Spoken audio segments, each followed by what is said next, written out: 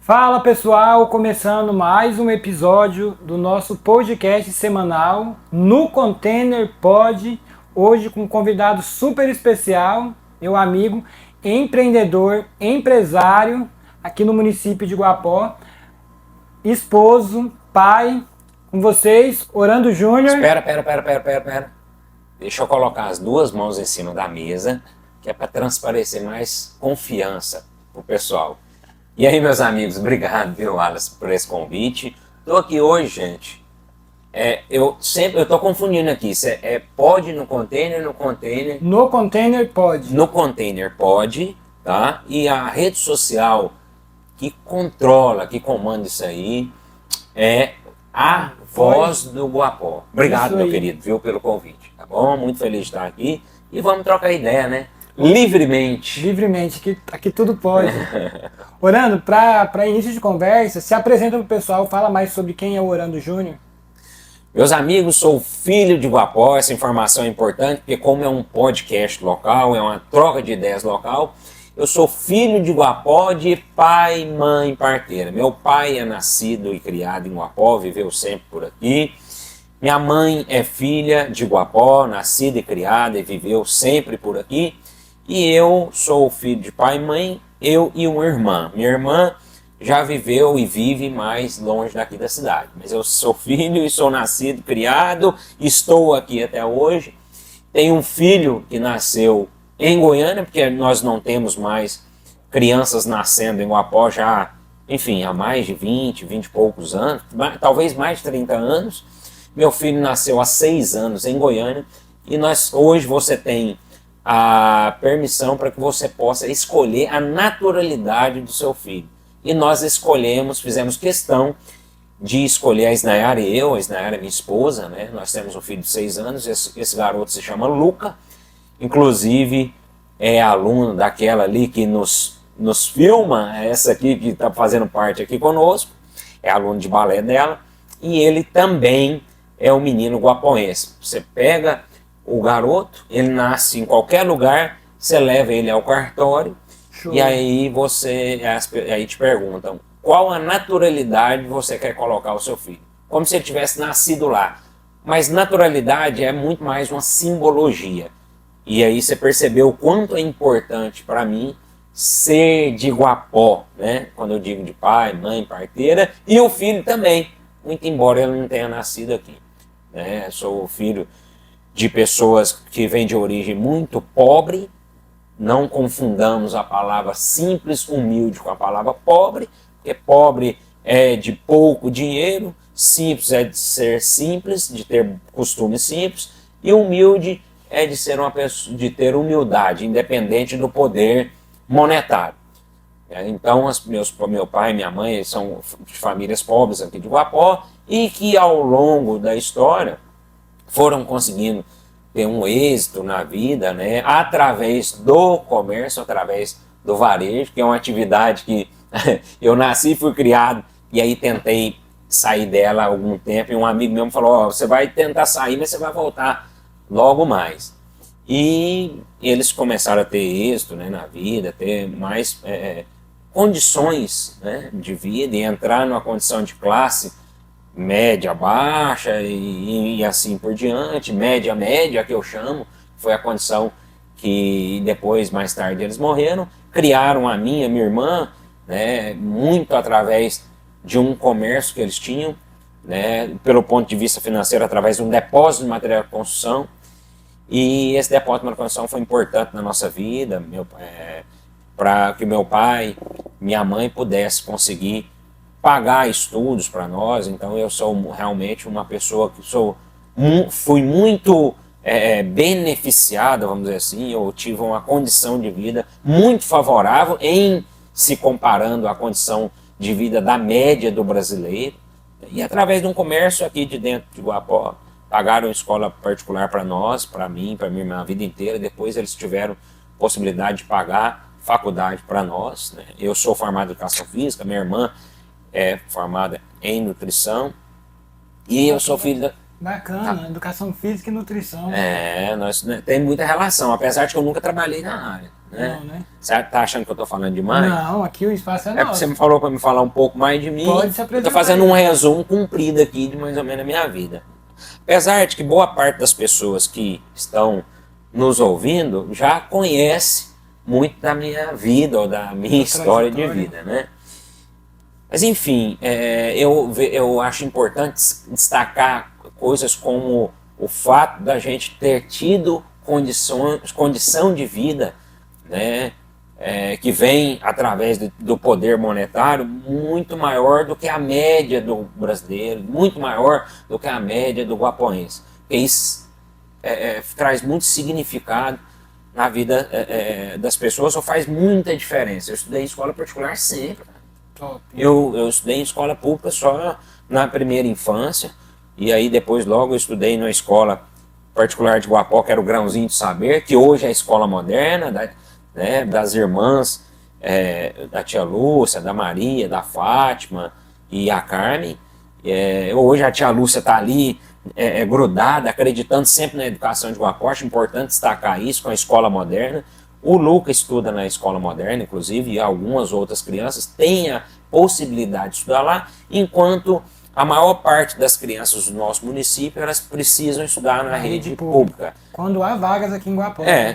Mas a rede pública de Guapó, a educação, eu sou suspeito para falar, porque eu sou sobrinho de Geraldo Olímpio Carvalho, que é o secretário de Educação. Você é parente do GG? Sou sobrinho dele, sou sobrinho do meu tio GG. Né? Inclusive, pessoa que teve papel importante lá atrás, quando os meus pais foram montar o depósito. Porque não montou foi meu pai e minha mãe. Meu pai montou através de uma mão, de um braço, de um convite do meu tio GG, do meu tio Geraldo Olímpio, que meu pai era, naquela época, o contrato no Estado, meu tio já era efetivo do Estado, era concursado, era uma pessoa que já tinha uma posição na educação importante. Meu tio via meu pai criando, né, tentando me criar ali com a minha mãe bem mais jovem que meu pai, e eles me criando numa condição difícil, através de um contrato de professor de matemática no Estado.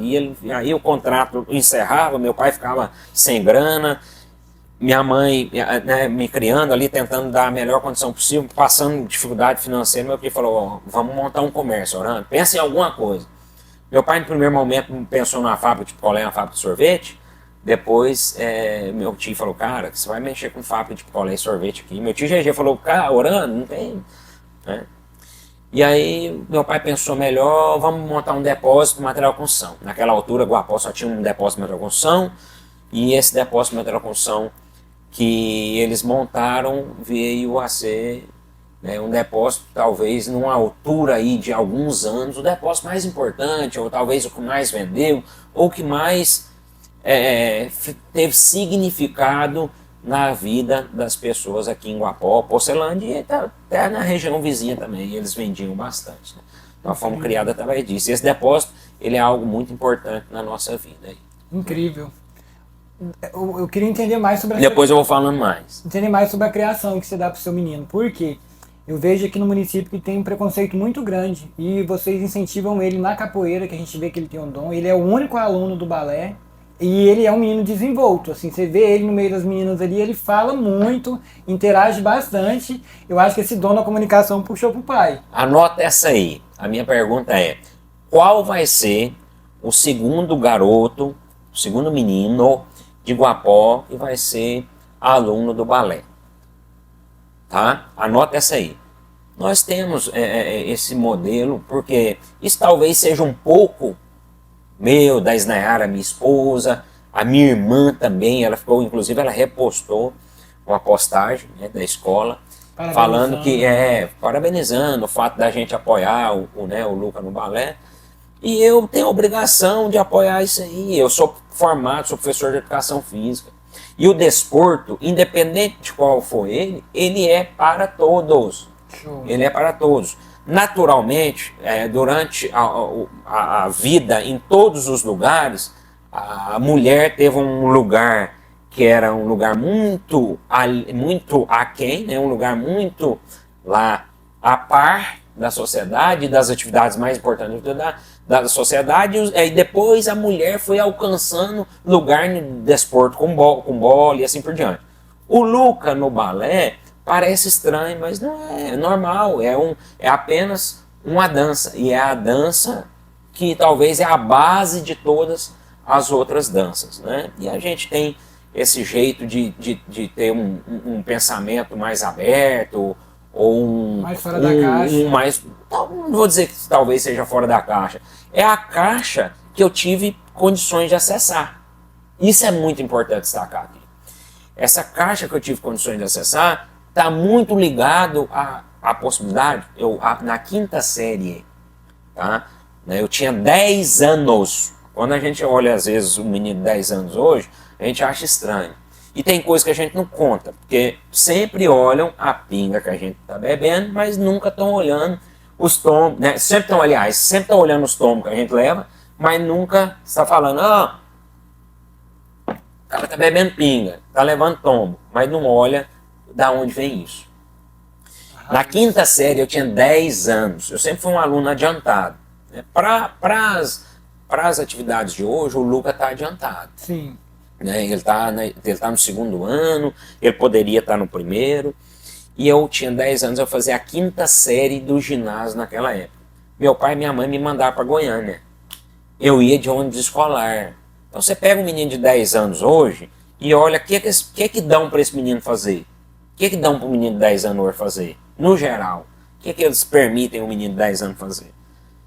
Né? Qual que é a condição? Eu ia num ônibus escolar, que ia na sua maior parte alunos de escolas técnicas, alunos do Senai, alunos da Escola Técnica Federal, né? E alunos universitários. Naquela época não eram tantos. Sim. Eu tinha 10 anos, eu tenho 37, você tem 27 anos, e eu fui estudar numa escola particular em Goiânia, uma escola que, do ponto de vista humano e social, ela era muito mais eficaz na nossa vida dos alunos ali, do que necessariamente treinar o aluno para os conteúdos programáticos.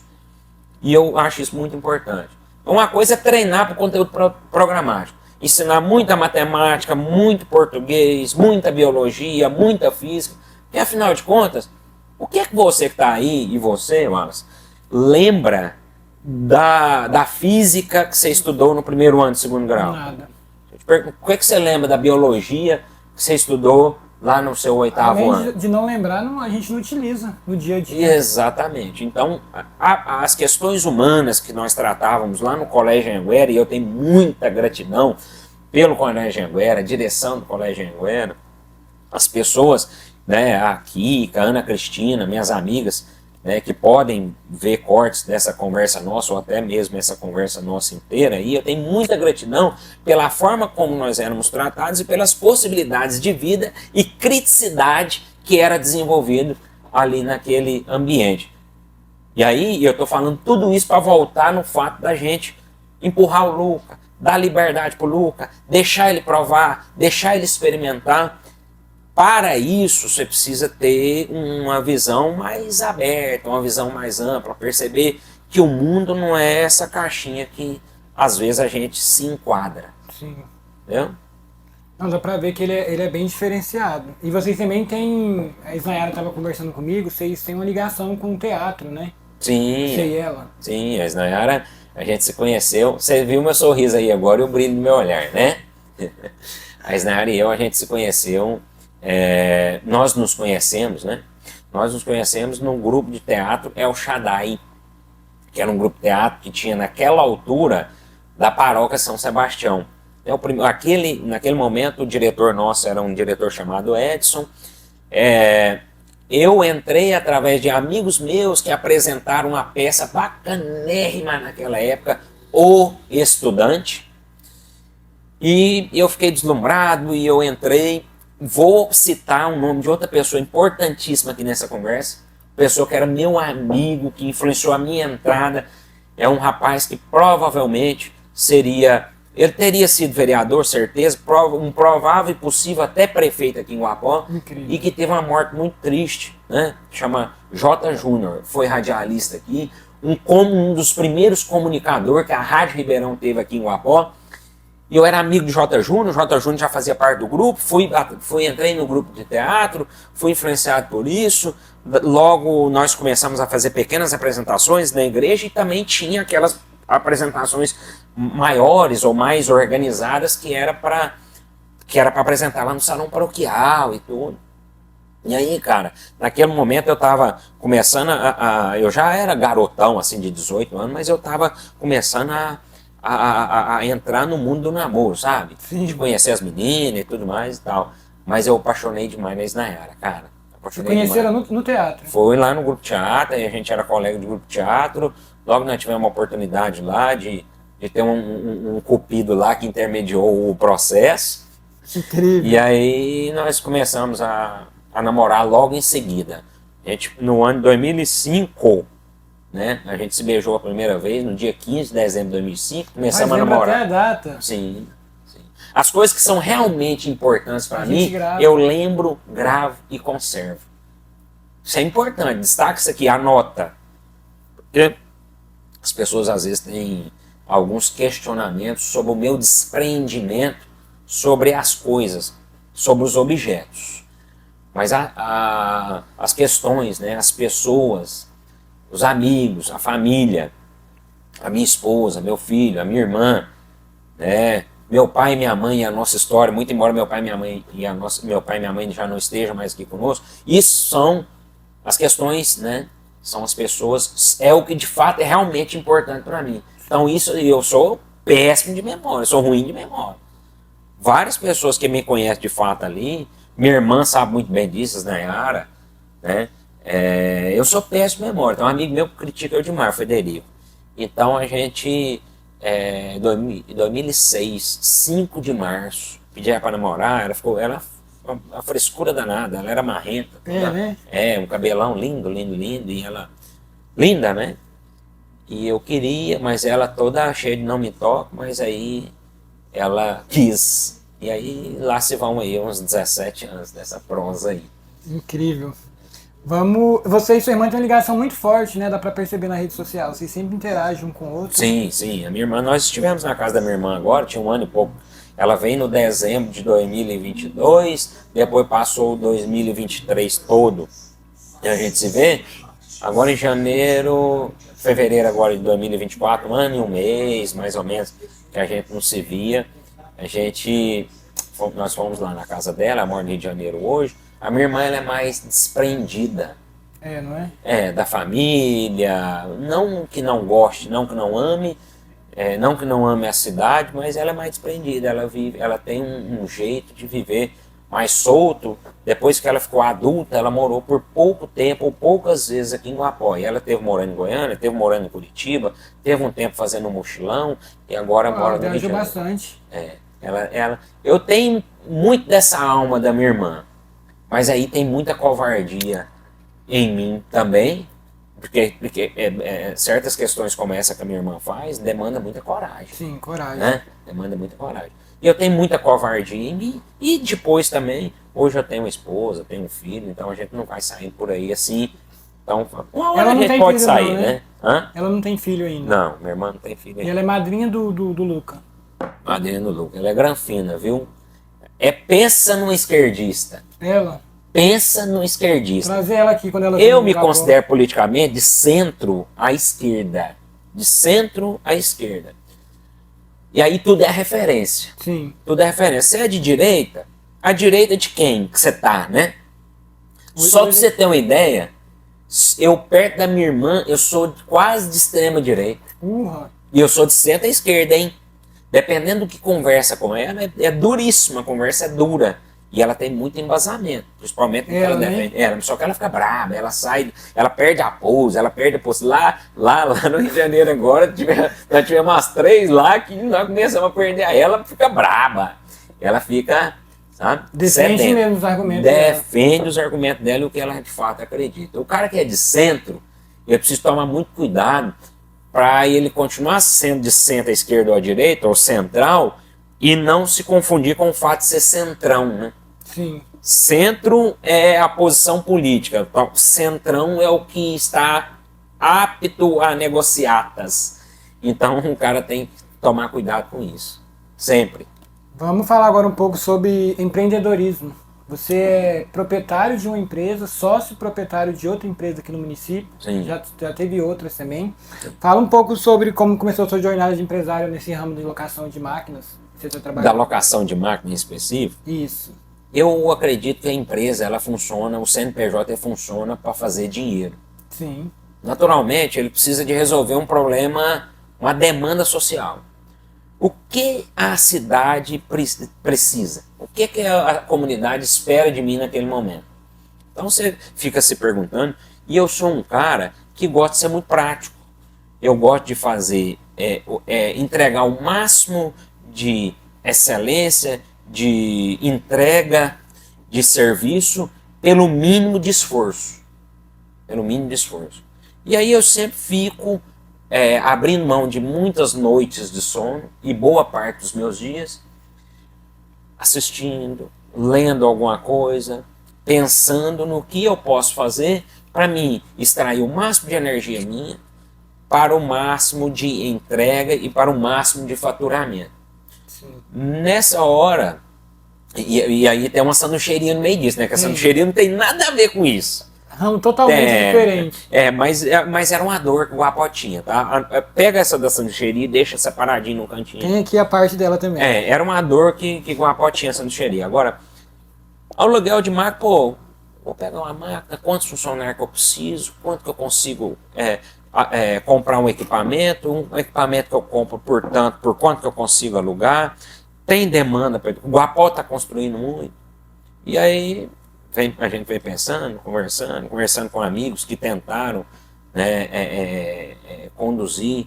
Eu tive um apoio muito grande de um amigo nosso aqui de Guapó, ele é o vulgo Aldavair, é o vulgo Cadu, muito conhecido aí, é o Cadu, né, o Aldavair. Então ele me apoiou muito, foi um cara importante. Tem o Rodrigo também, construtor, que também chegou a mexer com alguns aluguéis aí, de alguns equipamentos, que me apoiaram. E eu acho importante, a gente citar e botar o nome das pessoas. Sim. Sabe por quê? Porque gratidão é uma das coisas mais importantes da vida. Gratidão e reconhecimento. E reconhecimento, é uma das coisas mais importantes da vida. Então é porque fica parecendo que a gente foi fazendo tudo sozinho.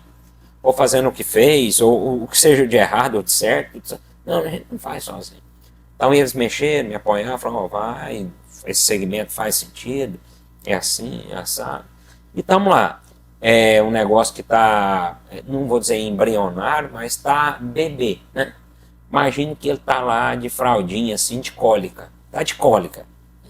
Sabe quando chora de cólica? Não. Aí quando para de chorar, tá aquela coisa mais linda, aquele rostinho mais lindo do mundo, aí chora um pouquinho, mas tá indo. Tá engatilhando quase. E como você usa as estratégias de marketing para promover seus negócios? Eu vejo que todo empreendimento seu, você faz esse investimento para essa área do marketing. Aí tá a gente não se conhecer, ou você menino e você pai, de um garoto que está finalizando o ensino médio, não saber tomar a decisão correta para a formação que vai ter.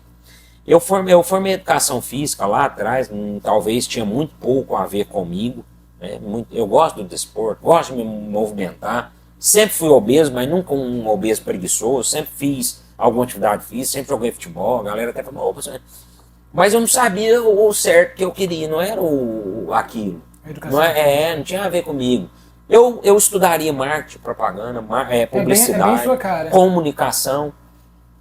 E aí, aos poucos, eu comecei a me interessar naturalmente por essas áreas. Comecei a empreender, comecei a buscar, eu assinava uma revista digital. Assinava não, minto. Eu tinha cedido uma senha de uma assinatura de uma revista digital de um amigo meu, que também tinha essa perspectiva empreendedora.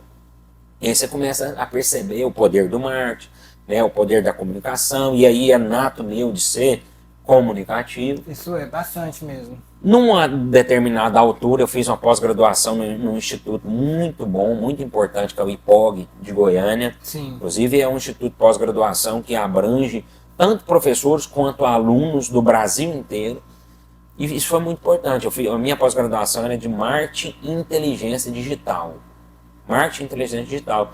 Então, muito do que eu falo, do que eu faço, a forma como eu comporto, o que eu proponho para as minhas empresas está muito relacionado a isso e é um sonho grande, grande, grande. E às vezes isso é muito pouco compreendido. O sonho é grande. Né? Então, às vezes, pô, para que trabalhar tanto a marca? Isso está muito relacionado a um sonho que é muito E grande. o pessoal do município ainda não tem essa visão assim sobre o poder que tem a marca, né? É, Poucos empreendimentos aqui que sim. investem nessa área. A gente ganha, ou a gente é pago, ou a gente faz aquilo que a gente quer ou aquilo que a gente se interessa. Viu?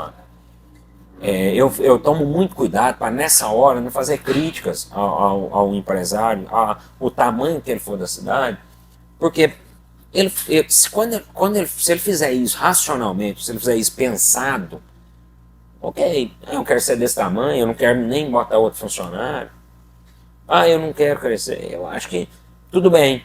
Mas Escolha, né? quando isso acontece inconscientemente para ele, e às vezes você propõe para que ele pense maior, para que ele faça o marketing, para que ele trabalhe a marca, e ele não quer, aí é ruim.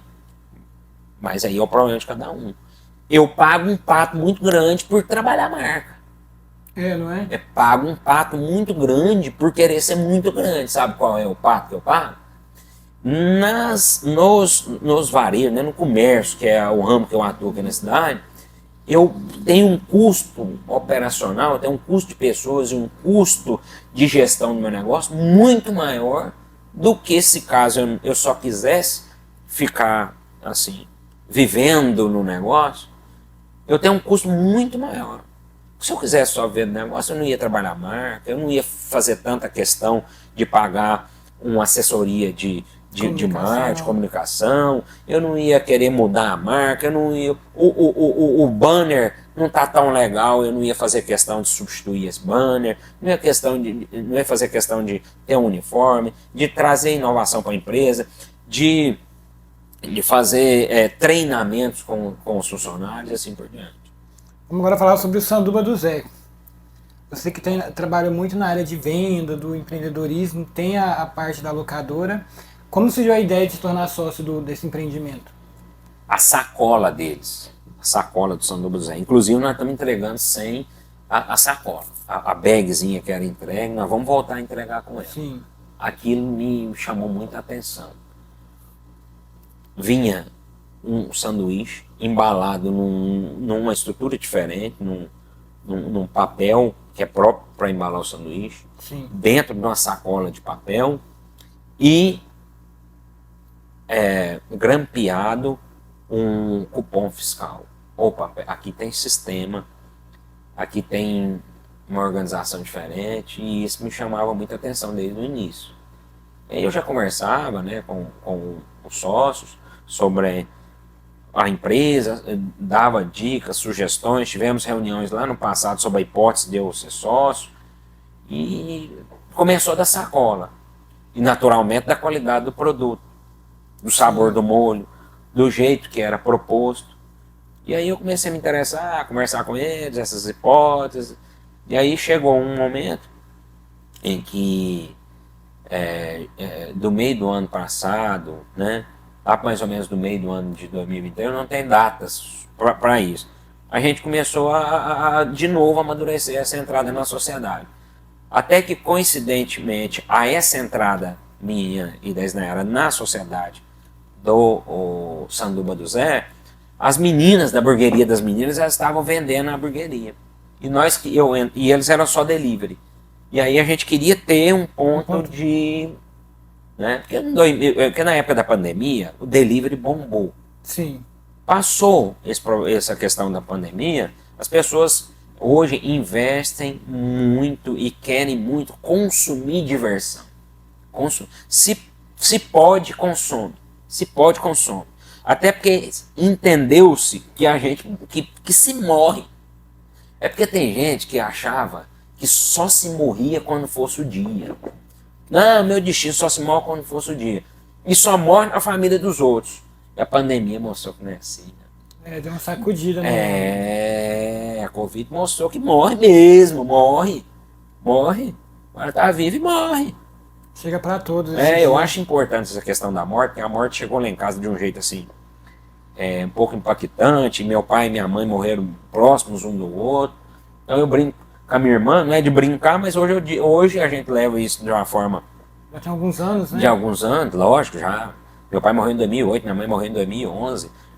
Nós, em 3 anos, uma família que começou lá em 1986, a partir do ano 2008 até o ano 2011, começou em 86, até 2008.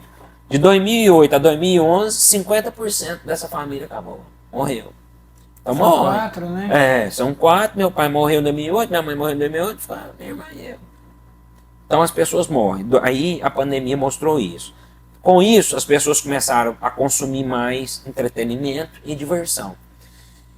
E a gente precisava de eu achei que tinha um vazio de um lugar que fosse agradável, bacana, para as pessoas que gostam de levar o seu filho, tomar uma cerveja. Tá carente no Sanduba do Zé. Tá carente de alguma coisa mais voltada para criança. Sim. Para o cara que gosta de tomar uma cervejinha gelada, para quem gosta de tomar um suco, um drink sem álcool, comer um petisco, bater um papo, ouvir um som agradável, a gente tinha uma carência. E eu acho que nesse quesito, hoje, a gente já pode considerar o Sanduba do Zé uma nota 7, 7,5. Vocês, inclusive, receberam melhores do ano na categoria petisco, né? Sim. E a gente fica muito feliz com isso, muito gratificado com isso. Isso aí é um apoio da população, porque é eles que fazem o voto lá, né? Então, se vocês receberem esse título, a população abraçou. E, cara, vou dizer uma coisa. Independente do tipo de enquete que é feito na internet. Sim. Eu e as minhas empresas, eu não coloco gente para votar a meu favor, para fazer volume. Eu não coloco. Por exemplo, você bota enquete aí de quem é possível. Eu fiz enquete sua lá sobre o futuro prefeito, deu muita gente. Mas eu não peço para as pessoas votarem a favor. Isso não é petulância, nem arrogância. Mas é porque eu vejo que a gente precisa de ver o resultado um pouco natural das coisas. Deixar fluir. E na internet isso aí acaba fugindo da naturalidade. Porque tem gente que usa aí um exército de votantes para dar resultado, né? É importante a gente saber disso, porque isso influencia muito resultados de enquetes, né? E outra coisa que resulta também demais é a rede social, o tipo de seguidor que a rede social tem, de onde vem o seguidor daquela rede social. Quando você tem uma rede social talvez mais ampla, ou de modo geral, pode ser que aquele voto pode ser muito tendencioso. E o Sanduba do Zé, mesmo com a gente não pedindo voto de ninguém, nem pedindo influência de ninguém, nós fomos escolhidos como a melhor petiscaria, né? Nós não somos petiscaria, nós somos até então uma hamburgueria metido a querer ser gastrobar, sabe? Mas a gente quer isso, oferecer o máximo de entrega, né? Dentro da condição de pagamento da nossa comunidade. Guapó é uma cidade pobre, de maioria de pessoas pobres, né, de classe média baixa, e nós temos um ponto de equilíbrio muito difícil de encontrar, que é até onde eu posso entregar o máximo de excelência e de qualidade no meu produto e no meu serviço, pelo que eu posso cobrar.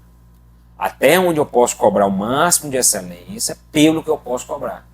E esse ponto de equilíbrio ele é muito difícil de encontrar. Então, qual é o meu sanduíche, como é que ele é montado, como é que ele é feito, para o tanto que eu posso cobrar. O sandubinha de vocês é um dos melhores preços de Guapó. O sandubinha... E a qualidade daquilo é incrível. Ele tem um onion burger lá também, que a galera gosta demais. Essa semana, 2 vezes. Incrível, gostei. O onion burger também é outro produto. Tem muita saída. Ele consegue dar para o Sanduba do Zé um excelente ponto de equilíbrio. Uma boa entrega pelo que a gente pode cobrar. A gente sabe que se nós estivéssemos numa cidade com poder aquisitivo maior, com pessoas com poder de consumo maior, naturalmente o onion burger que é R$17, ele poderia naturalmente ser 23 até R$25 tranquilamente pelo que ele entrega. Muito embora, ele sendo R$17, ele consegue dar lucro para a empresa e ter um preço muito possível e acessível para quem compra. Ele é diferenciado. Eu pedi 2 vezes essa semana agora. 2. Eu era só o sandubinha. Aí eu vi aquele nome e falei assim, amor, eu vou pedir. Ela começou. Ela tá na quaresma. Aí ela não tá comendo pão. Aí ela pediu aquele. Vai dar branco bem aqui agora. O pão é diferente. Um pão sírio. Ele pediu pra tirar a carne. Isso, então essa semana ela colocou esse tipo de. E aí eu mudei. Falei, já que eu sempre pego o sandubinha, hoje eu vou pegar a outra. Eu peguei 2 vezes. Nós estamos em débito com quem está respeitando a quaresma, inclusive. Isso é uma questão que precisa tratar urgente, hoje com o Danilo ainda, sobre o X Quaresma. É um produto específio para quem está. Para quem não está comendo carne. Não é nem respeitando a quaresma, eu me expressei mal aqui. Porque tem N formas de você seguir o seu credo aí, seguir a sua religião ou o seu. Enfim. E tem pessoas que deixam de comer carne, né? Eu sou evangélico, não muda nada pra mim nesse período, só que a minha esposa é católica. Então quando chega no período da quaresma, ela muda a alimentação. Aí essa semana mesmo ela fez esse pedido diferente aí, respeitando a crença dela, pediu esse pão sírio e aí eu fui, vou experimentar um outro. Eu experimentei um dia, quando foi no outro dia eu pedi de novo. É incrível o sabor dele. O valor também é muito bacana. Ele é R$17. Ele é R$17. Não, e o valor do sandubinha? O sandubinha agora são R$12. 12. Era 11 até esses Era dias 11 atrás. Até esses dias. Agora são R$12. Hoje um salgado em Goiânia, quando ele tem qualidade, um salgado. Salgado. É R$10. R$10. O tamanho do salgado em relação ao tamanho e a entrega, a dedicação de trabalho pra você fazer um salgado, pra você fazer um sandubinha aqui, não compara não.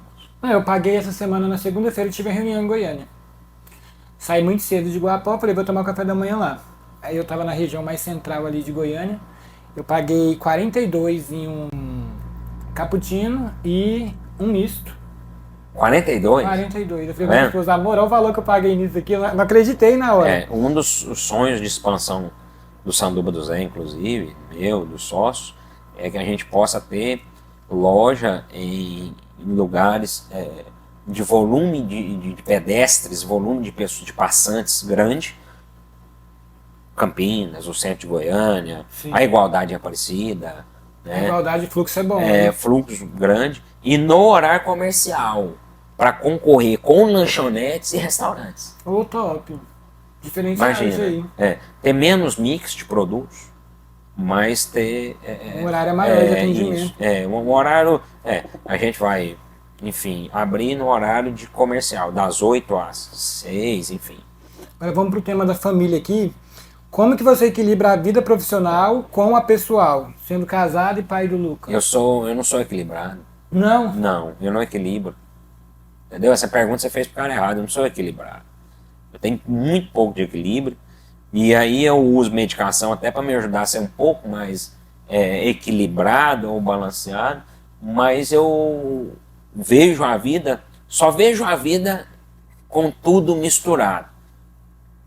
Quem acredita que dá para separar, eu respeito muito, mas eu vejo a vida de tudo misturado. Entenda-se. Não é que eu permito que a minha família faça com que eu desrespeite o meu cliente Não é isso. Mas eu não acho possível que alguém que está mal lá no casamento, está mal com o filho, ele consiga entregar o máximo de si lá no seu negócio, por exemplo. Eu não consigo. Você consegue? E eu vejo que a maioria das pessoas que estão ali, eu acredito que pensam assim também, ou sentem isso também. Então tem essa máxima de ter que separar. Sim, quanto mais separado, melhor. Mas eu não tenho equilíbrio. Não tenho esse equilíbrio. Não consigo ter. E qual que é o papel da sua família no seu sucesso como empreendedor? Eles Total. apoiam? Total. Independente do volume de apoio que eles me dão, ou do volume de credibilidade, eu amo a Isnayara, eu amo o Luca, eu amo a minha irmã, e é por eles que eu faço. Então, porque o empreendedor, ele é solitário. Ele é solitário no que ele pensa e ele não pode ter esse egoísmo de achar que em toda a empreitada, principalmente um cara como eu, que vira e mexe, está em um projeto diferente, está pensando em coisa nova, não para de se mexer, querer que a sua esposa o tempo inteiro esteja embarcando no que você está, e acreditando, e abraçando, e embora. Ele é solitário, porque se você observar, ou for estudar, ou ler sobre a história dos grandes empreendedores, você vai perceber que é solitário. O sonho dele, até onde ele vai, naturalmente, ele ter ali o Porto Seguro, ele ter a família lá, para saber que a família está lá, mas nem sempre a família vai estar falando assim, vai lá, é mesmo, também tem que mexer com a sanduicheria mesmo, imagina. Mas aluguel de máquina é a melhor coisa do mundo. Isso é poucas vezes, ou isso não vem tanto ao caso. O que mais vem ao caso é o apoio da presença, é estar junto. É fazer presença, ora negando, ora, sabe? Meu Deus do céu, mas os caras vão mexer nesse negócio aqui. Eu já dei com a boca no arame demais, moço. Já, né? Já demais. Já dá pra ver que vocês assim, nesse quesito, até onde eu percebi, vocês bem unidos, porque algumas vezes que eu fui no Sanduba, a Isnayara tá lá na linha de frente também. Minha esposa comentou que teve uma reunião com os pais da escola moderna, você foi o único pai que tava. Pai masculino, era sua mãe. Eu não sei, eu acho que tinha outro pai lá, talvez. Não, ela falou que tinha você de pai. Falou assim, nossa, mas o Orlando é um pai presente com o Luca, porque lá só vi mães e ele era o único. As mães que estão aí, a Isnayara vai falar melhor sobre isso. O pai, por mais que ele entregue alguma coisa, ele entrega muito menos do que a mãe entrega, muito menos do que ela gostaria. E ele acha que está entregando até mais e gostaria até de ser mais reconhecido pela mãe, mas eu procuro ser um pai com mínimo de presença. Do dia que ela assumiu, né, ela revelou para mim e falou, pô, eu tô grávida, isso era um sonho meu, cara. Eu ficava vigiando, quando a gente decidiu que ela ia ficar grávida, eu ficava vigiando para saber se ela estava grávida, observando o corpo dela. Nossa, eu ficava louco para ela estar grávida. Foi rápido, depois que ela parou de tomar o anticoncepcional, ela engravidou no segundo mês, graças a Deus. Bem rápido. Foi rápido. E aí, meu amigo, pensa numa família que tem fertilidade. Né? Minha amiga, ele é cearense. Sadio igual coco, aquele povo. Sadio igual coco. Né? Eu não estou aqui, a minha preocupação é não ser xenofóbico, na verdade eu estou elogiando, porque povo é sadio. Rapaz, a família da minha esposa é gigante aqui em Guapó. É grande, né? Pouca gente pegou Covid. Estou te falando, rapaz. Meu sogro foi, infelizmente, cara. Isso é triste, hein? Meu sogro, seu Luiz, pedreiro da prefeitura, ele foi remapeado na prefeitura para ser coveiro naquela altura. Cara, meu sogro derrubou gente demais, coitado. Meu sogro não pegou Covid. Meu sogro foi... E a genética deles também é diferenciada, forte, né? É forte. Minha esposa ficou grávida no segundo mês, moço. E aí, do dia que ela ficou grávida, que eu fiquei... Tem um vídeo que eu pulava pra cima, assim, louco. A todo o processo pré-natal, ao máximo de consultas com o pediatra e assim por diante. Até porque os meninos hoje é muito gourmetizados, né? Sim. A gente gira tudo... A vida da gente gira muito em torno de abarcar a vida desses meninos, achando que eles vão morrer o tempo inteiro e que eles é importante demais. Então, e acaba que a gente cai nessa, né? Então, a consulta com o pediatra, sempre que eu pude, sempre que eu posso, eu estou. E a gente vai lá, vamos babando e encebando aquele louquinho lá, né? E no mundo dos negócios, quem que é suas maiores influências?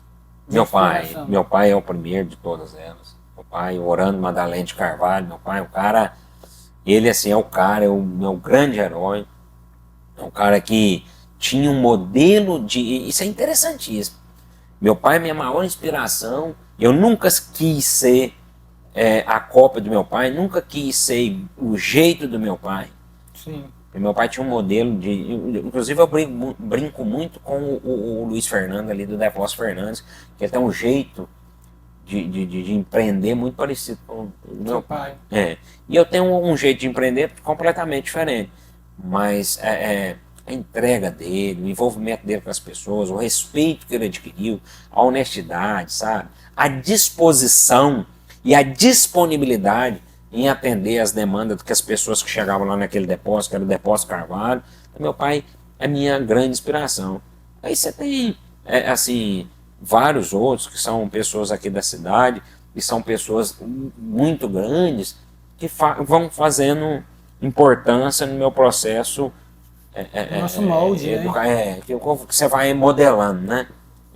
Você modela um pouquinho do fulano de tal aqui, um pouquinho do ciclano ali, e assim por diante. Mas para essa resposta, quero deixar em destaque o meu pai. Seu pai. Muito embora eu tenha uma prática completamente diferente da prática. Completamente. Que, por vezes, por vezes não, por maior parte das vezes, isso é bem questionado. Não sei se é questionável, mas é muito questionado, certo? Mas eu sempre fiz questão de dizer o seguinte: eu sou filho, maior admirador, e acho o Orando Madalena de Carvalho, meu pai, meu maior herói. Mas eu não quero ser o Orando 2. Muito embora eu me chame Orando Júnior. Eu não quero ser uma cópia dele. Eu quero fazer do meu jeito, eu quero fazer a minha história. E como você busca se manter atualizado e inspirado no cenário empreendedor? Tá sempre atualizando, fazendo cursos? Curso tem muito tempo que eu não faço, leitura minha é baixa, porque a gente que tem uma característica muito ansiosa e de ter dificuldade de sentar e parar para ler ou parar para ver, eu tenho dificuldade de assistir série. Eu tenho dificuldade. O TikTok foi assim. Eu fui descendo, né? Eu assistia, lá atrás eu assistia novela e filmes, aí deu um tempo que eu conseguia. Novela e filme é longo. Filme é 2 horas, 1h30, 2. Aí depois série tem 30, 40 minutos o capítulo. Aí depois o YouTube, 5 minutos de vídeo, 10 minutos no máximo. Aí agora eu tô no TikTok. 15 segundos, passa para cima, 15 segundos. Expor ansioso é fantástico. Né? Então eu tenho dificuldade de leitura. Então eu consumo conteúdo de empreendedorismo muito pela rede social. Os caras que eu sigo são grandes empreendedores, é gente de negócio, conversando, trocando ideia, falando com pessoas. Inclusive, essa semana eu fiz uma viagem daqui para o Mato Grosso do Sul, na quarta-feira, fui na quarta e voltei na quinta, 600 e poucos quilômetros daqui, bate e volta, só para conversar, trocar ideia com um grande empreendedor aqui da cidade. Incrível! Sim, para aprender. Você falou mesmo que tem essa viagem para fazer essa semana. Então foi um bate-papo. Você falou assim que já era tinha mais volume, e eu vi algumas fotos suas que você era mais gordinho. Foi dieta? O que foi? Eu já estive em outras 2 dietas. Emagreci 42 quilos uma vez, emagreci 30 quilos outra oportunidade, mas dessa vez foi através da bariátrica. Hoje, no meu pico de peso eu pesei 122. Uau! Daí, como eu já tinha tido os emagrecimentos, aí eu emagreci demais, voltei. No dia da cirurgia, eu tava com 110.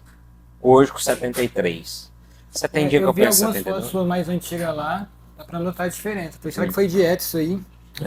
Não, bariátrica. Bariátrica. Vamos agora falar sobre as eleições. Prefeito aqui nas últimas. Ó o nível de importância disso aí. Anota também. Eu já fui quase vice-prefeito aqui em Guapó, hein? Na última que teve, né? Vocês quase entraram. Eu já fui quase vice-prefeito. Eu brinco assim, mas naturalmente isso é muito importante, né, para a cidade. O vice-prefeito, caso o prefeito permita ou utilize ele para alguma secretaria, alguma outra atividade, o vice-prefeito ele pode ter bastante importância. Muito embora a gente veja no Brasil o vice-prefeito, o vice-governador, o vice-presidente sendo deixado muito de lado, né? Mas nós perdemos por uma diferença de 300 e poucos votos, né? Quando você divide isso, 160 e poucos votos. que daria a vitória para a professora Nilza e como prefeita e para mim como vice-prefeito, né? E eu descobri, né, eu não lembro a altura da minha vida, que eu era muito mais político do que eu imaginaria, porque é natural do brasileiro negar a política, principalmente a política institucional, negar ser filiado no partido, negar ser candidato. Isso é muito natural. A política do Brasil, ter vergonha de ser candidato, está muito impregnado em nós. É natural. E eu não vou dizer aqui que eu sou, que eu fui. Cara, eu vacilei demais, eu errei muito na nossa candidatura. Eu tinha vergonha, por exemplo, de pedir voto. Eu achava aquilo como se eu tivesse, enfim, fazendo algo que fosse lícito, sabe? Sim. Fazendo algo que não fosse legal. E é legal. E é necessário. Né? A política, de todos os seus pontos de vista, tanto ser político, sentar na calçada e conversar com seu vizinho, sentar na calçada, na porta de casa e trocar ideias com seus amigos, seus vizinhos, sobre quem você acredita que deva ou que possa ser o próximo prefeito, os próximos vereadores. Essa política é importante, é necessária. Ser político institucionalizado, ser filiado a partido, ou estar, enfim, filiado em alguma questão, ou no movimento político, ser candidato a vereador, ser candidato a prefeito, isso é extremamente necessário. As pessoas conviverem bem com isso, querer fazer parte disso, enfim, necessário. Então, essa eleição de 2020 foi a sua primeira tentativa, já foi como vice, você não tentou como prefeito, vereador em outro... Não. Inclusive você falou uma coisa aí, que assim, eu não vejo níveis, tá, de importância ou níveis de onde você vai ou não vai candidatar, tá? Mas eu não quis ser candidato para o legislativo. Eu tenho um grande questionamento sobre a possibilidade de ser eleito no legislativo. Você precisa, é importante tanto quanto um vice, até mais do que o vice. O legislativo é mais importante. Sim. O vereador é mais importante que um vice. Ele é mais atuante, né? E tem, agora, o legislativo inteiro, que em Guapoção Nova vai para 11, ele tem o mesmo nível de importância. Ele em sua maioria, então de 11, 6, né? Ele tem tanta importância quanto o executivo. O difícil é você juntar 6 de 11. Difícil é você juntar 6 do legislativo em 11. Então, a dificuldade que eu tenho, né? Inclusive em me propor, me candidatar a vereador, é justamente saber que a maioria bem intencionada, ou a maioria que pensa o melhor para a cidade, precisa sempre estar em 6, tá? Maioria. Eu não estou dizendo que o que é aprovado, o que é desaprovado, o que é questionado aqui na cidade está em menos de 6 ou está tá sendo feito com a má intenção, com o mais máximo de intenção, não, tá? Só estou dizendo aqui que para eu ser um vereador, em Guapó hoje o vereador precisa estar em 5, com o melhor das intenções, com o máximo de independência, tá? Com o máximo de independência monetária, de falar assim, não, eu vou votar no que eu quero, vou votar do jeito que eu quero, vou votar no que é sério. E assim, eu tenho questionamentos e dúvidas de fato sobre isso. Nessa você não vem? Nessa eu não devo ser candidato. Tá? Não devo ser candidato. Nem vice, nem... Não, nem vice, porque eu pretendo e eu quero ser prefeito de Guapó. Se assim, na altura, as pessoas, a comunidade de Guapó, o cidadão guapoense, o cidadão de Porcelânea, ele acreditar e achar que eu tenho condições para ser prefeito daqui. E eu não vejo uma candidatura minha nesse momento para o vice ou prefeito, não vejo viabilidade para minha candidatura de prefeito. Você tem que ter viabilidade e condições para ser prefeito. Você tem que ter viabilidade e condições para ser um vice, tem que ter viabilidade e condições para ser um vereador. E aí eu sugiro que as pessoas quando elas forem votar, elas tomem bastante cuidado.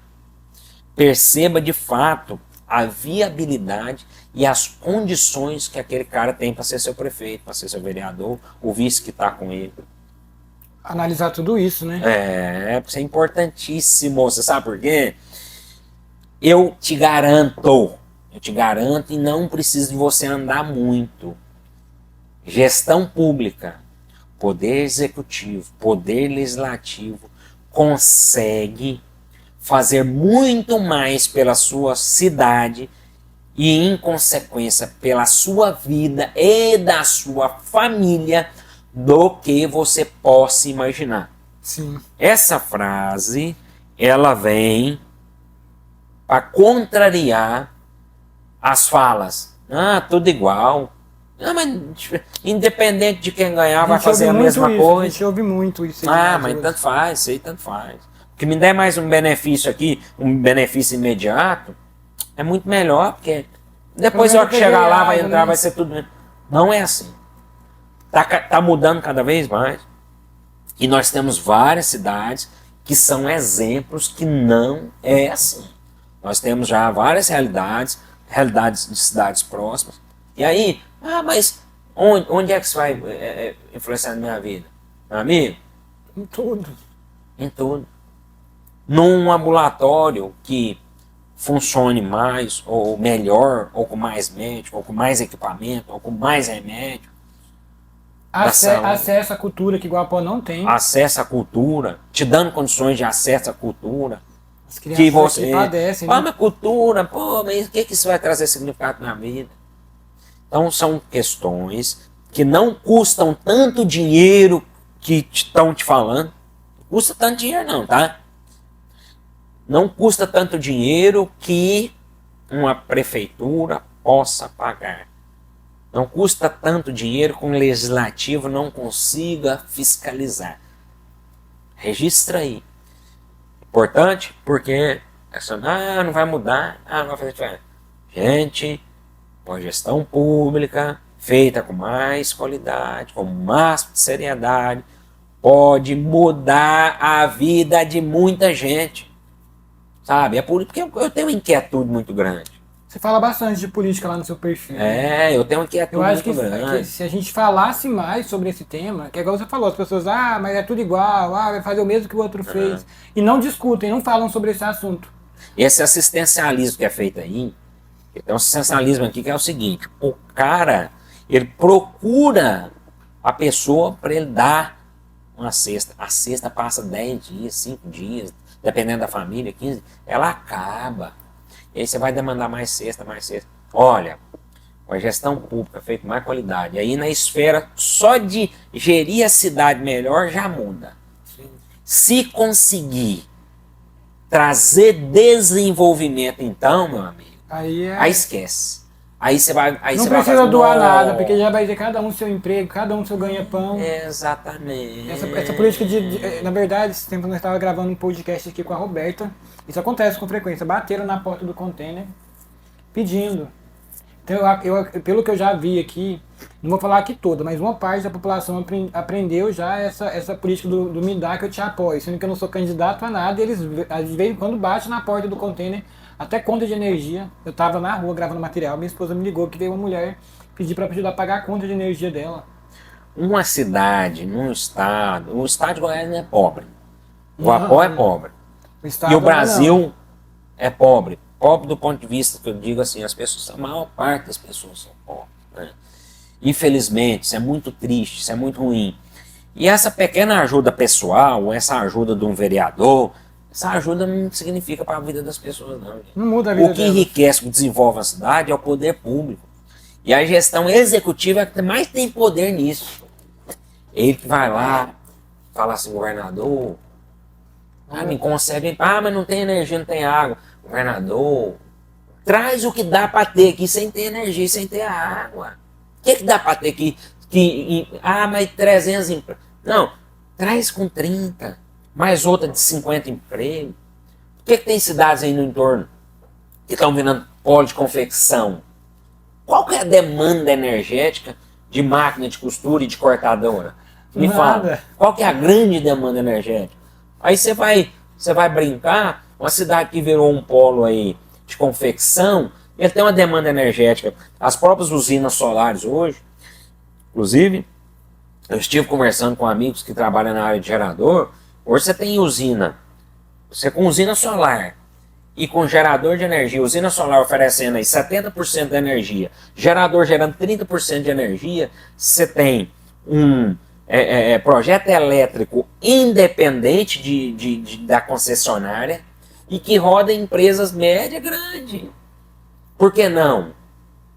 Eu vejo a importância da vontade política, de buscar, de correr atrás. Tem gente que fala de forma muito simplificada assim, tem que montar, tem que fazer um polo industrial. Não, não é simples assim, eu sei que não é. Sim. Né? Demanda área pública, enfim, outras questões, mas vê o que dá para fazer. Faz com esforço, tenta trazer, porque não adianta só achar que é difícil e não tentar fazer. Cruzar os braços. Eu tava cedendo para montar uma cortina esses dias lá na casa que a gente morava, a gente tá vendendo, caiu uma cortina, a Isnara pediu para eu botar a cortina, aí eu tinha que ficar em cima da escada, a escada já não é muito alta, a minha altura você já viu. Aí eu ficava com o braço muito estendido, aí tinha que passar uns negocinhos no trilho suíço assim, ó. Aí eu tava com dificuldade danada e eu tava cedendo para aquilo. Não, amor, não consigo. Não. Ela falou assim, faz, dá pra botar. Dá pra botar. Aí depois que você esforça um pouco mais, que você percebe que quando você tem mais esforço, você consegue fazer, você vê que tem coisas muito mais possíveis do que a gente possa imaginar. Como sua experiência como vice-candidato a prefeito em 2020 influenciou nas suas decisões como empresário de lá pra cá? Casca, couro grosso. O processo de candidatura foi muito interessante. Por exemplo, eu estou aqui falando abertamente muitas questões, manifestando deficiências minhas, manifestando fraquezas, coisas que às vezes você fica inseguro de manifestar, preocupado, com medo. E aí no processo de candidatura, no começo, meu amigo, para soltar o primeiro vídeo, para rechaçar uma postagem oposta e aquela medo, aquela segurança. E aí, você faz uma candidatura, você vai percebendo que não mata. Não mata, não mata. O cara te difamar, ou o cara botar uma informação errada sua, que não é exatamente aquilo, não te mata. O cara colocar uma fraqueza sua exposta, não te mata. A vida vai seguir. A vida segue. E aí você começa a acostumar com isso. Aí onde isso acaba te ajudando no empreendedorismo? Coragem.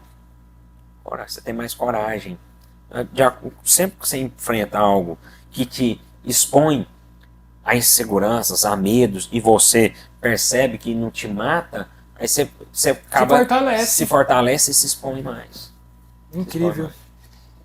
Qual foi o seu maior aprendizado ao longo da sua carreira como empreendedor? Vamos dizer assim, que vai dar mais errado do que certo. Quase sempre. Vai dar mais errado do que certo, né? E demanda muito esforço, muita dedicação. Aquela coisa que eu te falei, o sonho empreendedor, ele é solitário. Não imagine que alguém, sua esposa, seu pai, sua mãe, seu filho, seu cônjuge, ele precisa embarcar com você. E, enfim, vai tentando, não deixe de acreditar, né? Não deixe de acreditar. Então são algumas das questões que eu fui aprendendo aí no processo de empreender. E uma frase que você leva para a vida? Uma frase que te marcou, que você se identifica com ela? Você vai morrer. Você vai morrer, certeza, qualquer hora. Ninguém quer falar desse assunto? Não, mas você vai morrer. Eu vou morrer qualquer hora. Para mim, essa frase para mim é importantíssima, porque o que mais gera excitação, o que mais deve gerar excitação pela vida é saber que você vai morrer.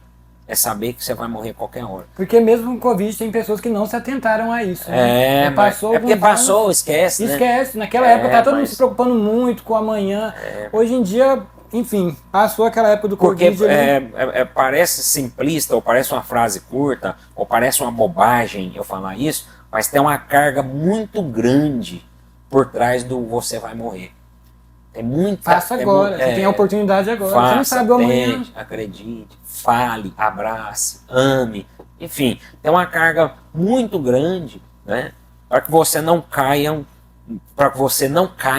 no epitáfio, né? Devia ter amado mais, ter abraçado Feito mais, ter mais. feito mais e assim por diante.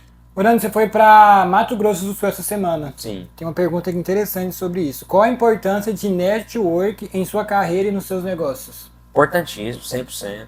100% não. Enfim, 100% do ponto... assim, foi até uma forma, enfim, pejorativa de falar, ou uma metáfora. Muito importante, muito importante. Tem uma outra frase, fala assim, não tem como amar pessoas que você não conhece a história de vida. Você senta, você tem antipatia de uma pessoa. Você senta, conversa com ela, escuta ela, sabe sobre a história de vida dela. E aí você ama ela. Você ama ela. Amar o desconhecido é difícil. Né? Mas isso. E você odiar e ter o preconceito logo de cara. Por que eu estou dizendo isso? Conversar, escutar, ouvir, né? Ouvir outras histórias de vida, isso enriquece demais. Encurta caminho. Porque eu passei por uma exposição, foi muito difícil para mim naquele determinado momento, mas eu fiz isso e isso. Aí você fala, opa, anota aí. Anota aqui, ó. Aí você fala, nossa, vou fazer isso, porque eu estou passando por isso, vou fazer isso. Sim. Network, relacionamento, conversa. E eu brinco o seguinte, o que eu sei fazer bem mesmo, de fato, e aí eu vou voltar na política agora, tá? É conversar, tomar café e acho que eu sou bom para dirigir. É isso que eu sei bem de fato. Sim. E eu acho que o executivo, por isso que eu digo o executivo, e aí talvez no legislativo, eu vou lá agora mesmo, vou falar porque eu não seria talvez um bom legislativo. O executivo, um dos maiores papéis dele é justamente se relacionar, sentar e tomar café junto. Decidir por quem vai executar. Mas é difícil você exigir que alguém tenha um domínio extremo de educação, um domínio extremo de saúde, um domínio extremo de infraestrutura, um domínio extremo de segurança pública e assim por diante. Mas é saber conversar, sentar e bater papo. Eu estou falando isso aqui sobre a questão de network. Sentar, falar, trocar uma ideia, ouvir muito mais do que falar, entender. Um prefeito, por exemplo, vai aprender com outro prefeito. Sim. Senta e conversa com gente que fez. Contrata empresa, não sabe fazer, contrata uma consultoria que domina aquele assunto. Mas se você vai só contratar se você souber conversar, se você estiver preparado e disposto a ouvir. Agora eu tenho dificuldade de questionar, de contrastar. Aí já fala a parte do vereador. É o vereador. Entendeu? Não por corrupção, mas é porque tem o meu modelo. Dificuldade sua mesmo. É uma dificuldade pessoa. De contrastar, de ter desgaste, de levar aquele desgaste, de danar com alguém. O vereador tem que entrar na escola. O vereador tem que entrar na escola. Fala assim, opa, peraí, mas... Não, ele entra no posto de saúde. Fala, moço, o que está acontecendo aqui? Abre o armário, me dá esses documentos. Não, eu sou o vereador. Eu quero ver o documento. Eu quero ver o que está se passando aqui. Ele tem poder para isso, né? O papel dele é fiscalizar. Ele é para fiscalizar. E aí ele vai gerar contraste, vai gerar esse choque. O vereador é isso. Os bons vereadores no Brasil inteiro, na nossa cidade, é o que mais faz assistencialismo. Pense sobre isso. E eu sinto muita pena, porque talvez muito poucas pessoas daquelas que poderiam, deveriam estar ouvindo essa conversa, talvez não tenham esse acesso. Sim. Até por não terem um smartphone, talvez, ou uma rede social como o Instagram. Eu não sei se vocês postam no YouTube, no YouTube completo. Enfim, mas pense nisso. Não é assistencialismo. É um papel completamente diferente. é fiscalizar, é legislar, Cobrar. sabe? É cobrar, é apresentar. Esse é o papel do legislador, esse é o papel dos nossos vereadores. Tá bom? Então nós temos eleições próximas aí, outubro. Eu não sei se nós teremos mais outras oportunidades de fazer essas trocas, essa conversa. Acredito que sim. Até lá, mas presta bem atenção nisso. E ainda sobre as eleições desse ano, já tem candidato em mente ou ainda está analisando o cenário? Eu estou conversando, estou analisando o cenário. Eu não vou ter papel importante na candidatura de ninguém, então não faria diferença. Mas é só seu voto mesmo. Não faria muita diferença. Vou dizer, eu voto, naturalmente, uma pessoa como eu tenho, de certa forma, obrigação com as pessoas que têm respeito por mim, pessoas que chegam em mim e falam, não, você devia te candidatar. Cara, se você candidatasse a vereador, você seria um vereador e com muitas chances. Na nossa enquete você fez bastante voto. Pra você ficou ser em terceiro, um bom foi vice. terceiro lugar. Cara, por que se você não candidata a prefeito? Então, eu tenho um certo respeito a uma certa, não, eu tenho uma satisfação a dar principalmente para essas pessoas. Eu tenho uma satisfação para dar para as pessoas que votaram naquele grupo político, que naquela altura era a professora Nilza como candidata a prefeito e eu como candidato a vice-prefeito. São pessoas que votaram em mim. Aí eu não posso simplesmente me ausentar e falar, não estou apoiando ninguém, sei lá em quem eu vou votar. Não é assim que funciona. Agora, por que eu não tenho alguém específico? Porque tem outras pessoas se apresentando. Muitos nomes surgindo, né? São outros nomes surgindo. É uma dinâmica diferente. E eu acho que a política é justamente ser político e estar... A política é justamente saber fluir, saber conversar, sentar com todo mundo, pra gente, porque as pessoas no interior precisam entender isso. Sim. Né? Não é ser oposição, ser brigado com os fulano de tal e ser agora só o ciclano de tal. Nosso bicho está pegando fogo. Nós temos, hoje o Lula só é presidente porque ele sentou, inclusive, com o Geraldo Alckmin, que ao longo da história tinha sido o maior adversário. Rival político. E hoje política se faz assim. As pessoas precisam entender que a dinâmica política enxergar de forma mais macro. Procurar não levar para o pessoal. Né? Meu primo não votou em mim, meu Deus do céu, essa senhora. Não, gente, não leva para o pessoal, não. São só eleições. Eu tô vendendo uma mentoria para pré-candidato, aí ontem eu fiz um post lá na minha rede social que eu era pré-candidato a vereador. Rapaz, se você ver o que eu fui obrigado a ler, eu vi ontem. Sim, inclusive, um dos que vieram falar coisas era o que eu tava já pensando em depositar meu voto como vereador. Só que eu li e ouvi coisas que eu pensei assim, gente, será que eu preciso? Qual que foi a minha intenção? Porque você sabe que eu trabalho na parte de marketing, então eu sou estrategista. Eu anunciei o card da mentoria, não apareceu muitos pré-candidatos aqui do município. Eu pensei, então eu vou colocar meu nome como pré-candidato. Os meus stories ontem veio, o perfil em si veio 88 pessoas novas. E os stories, todos os pré-candidatos estavam lá. Por causa de um anúncio que eu fiz. Só que aí mas o cara tá envaidecido.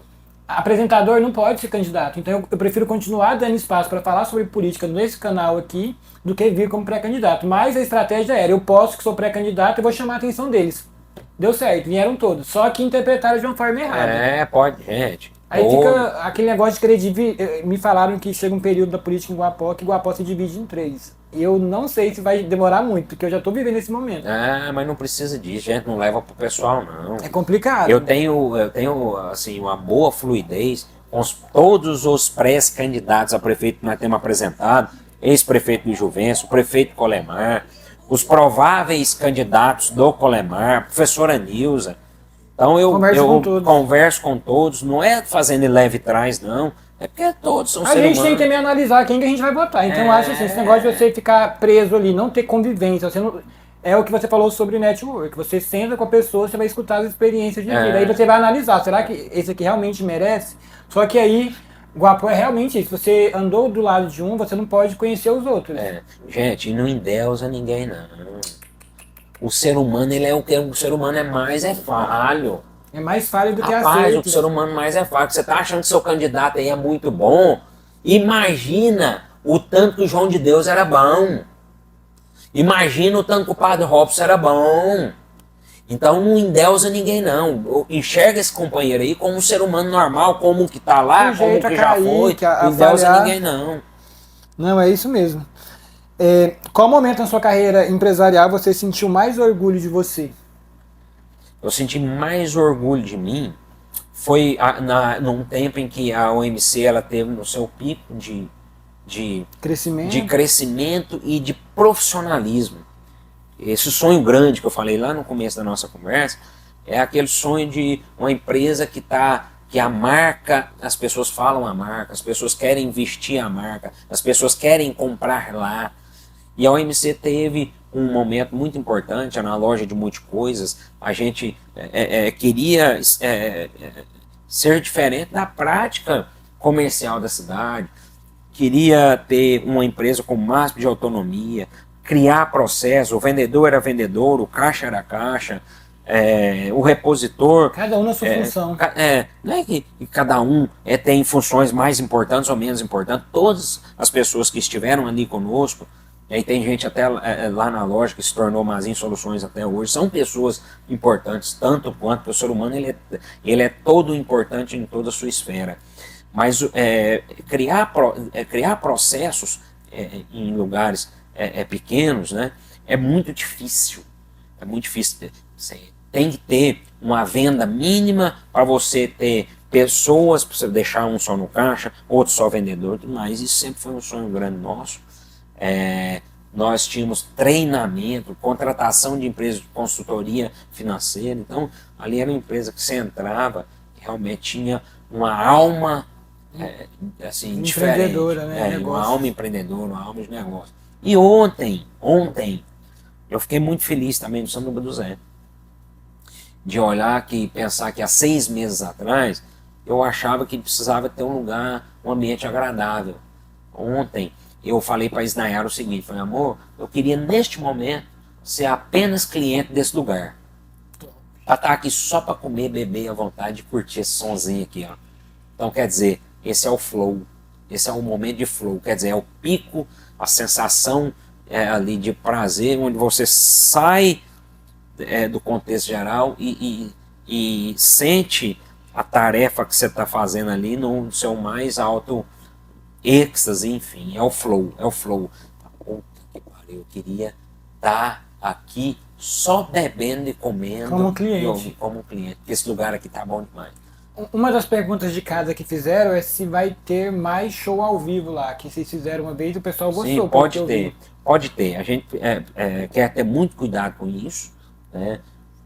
Sob o ponto de vista de incomodar o mínimo possível a vizinhança, sob o ponto de vista da excitação que a música ao vivo causa. Sim. E a gente não quer perder aquela ambiência agradável, tranquila, familiar que tem ali.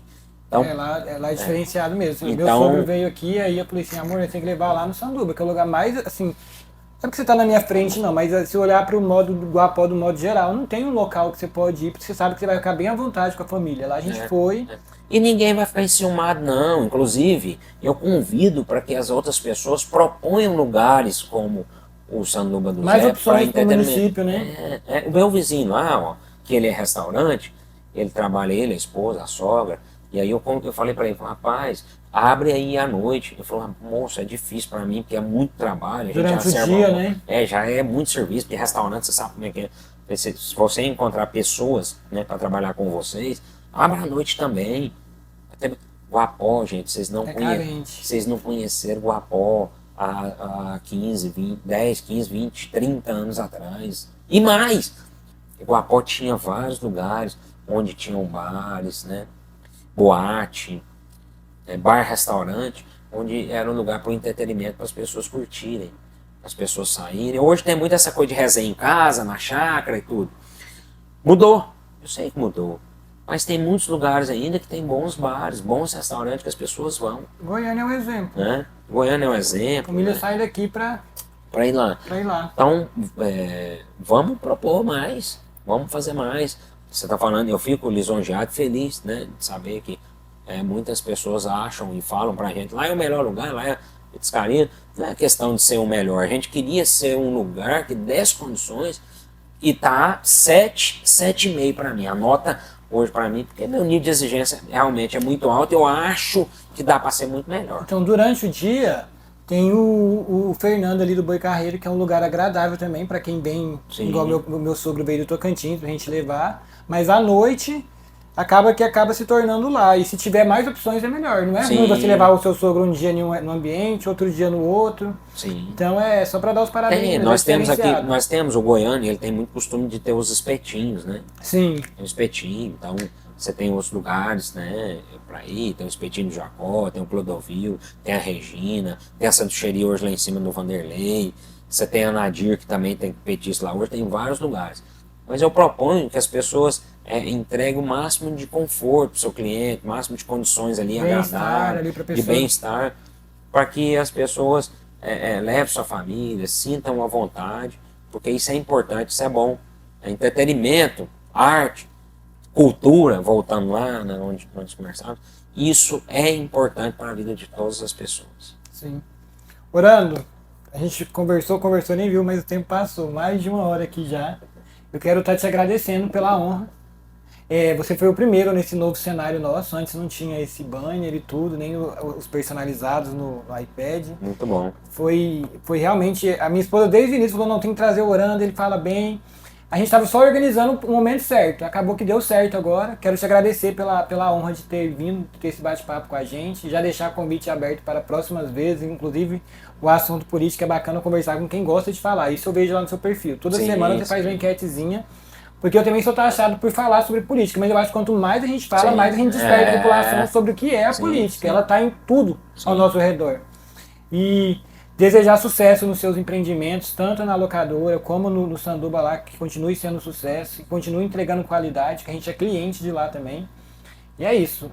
Obrigado também por influenciar seu menino. A gente acredita que depois do Luca vão abrir portas para outros. Tomara que... É porque o que eles não sabem é que a bailarina, ela precisa do bailarino, que ele é a base para ela. Sim. Então o bailarino ele tem que ter força para ser base para a bailarina. Hoje a gente vai tentar montar a coreografia, só tem um bailarino para ser base, porque ele tanto de menina. Sim, então, dando os parabéns mesmo pela criação que vocês estão dando pro muito bom, E, gente, isso aí para o goiano, né? Principalmente o interiorano de Goiás, que é tradicional e tradicionalista, isso aí, gente, não vai interferir em sexualidade do seu filho, não. Fica tranquilo, isso não vai interferir, não tem nada a ver. Ele é o garanhão aqui das meninas.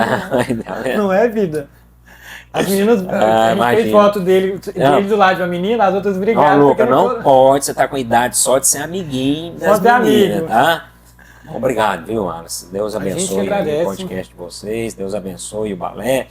E, enfim, é isso aí, um forte abraço, à disposição para que nós estejamos aqui outras vezes, tá? Agora, obrigado mesmo pelo convite. O espaço é aberto, pode mandar um abraço pro pessoal de casa, família, quem você quiser mandar agora pra gente. Eu quero abraçar todas as pessoas as quais eu citei ao longo da nossa conversa, dizer que tem muitas outras pessoas para citar que passaram pela minha vida e que eu passei pela vida delas, e sempre que alguém passa pela nossa vida, ela deixa alguma coisa, sempre alguma coisa mínima que seja, a gente sempre deixa alguma coisa na vida delas. Então, beijão aí pro Luca, dizer para você, Luca, eu tenho passado por tempos difíceis, e você, meu filho, sem imaginar, você tem feito muita diferença na minha vida, pelo amor que a gente tem um pelo outro, tá? Grande abraço, beijo, papai te ama muito. Então é isso, pessoal, finalizamos mais um episódio hoje com o nosso amigo aqui Orando Junto.